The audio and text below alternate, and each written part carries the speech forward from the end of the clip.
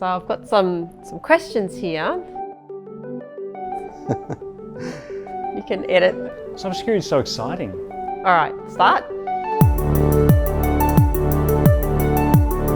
Isn't compliance boring? Well, actually, yes. It can be. And it's a lot of reading, it's a lot of standards. There's a lot of text. There's lots of different pages in various standards, and it's tedious to go through.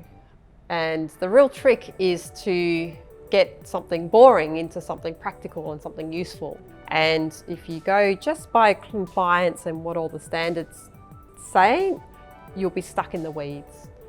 You've got to know that boring stuff, but then you've got to understand how to apply it and how to get the most out of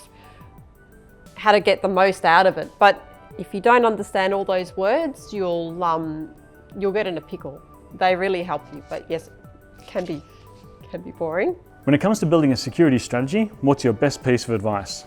Building a security strategy needs to come from the whole business.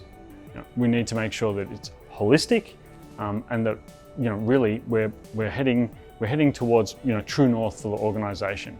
And that's different for everybody. That might be protecting intellectual property, making sure that we've got really strict controls around compliance, or it might be just making sure that everything can operate, that we've got really high levels of resilience, and that we can respond and detect incidents rapidly, and we've got the people and process to be able to do that.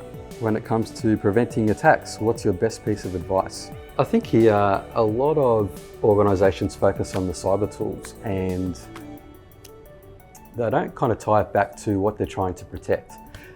And so going back to the basics, doing a risk assessment of your critical systems and your key data, where it lives, the information flows in and out of those systems is just really important.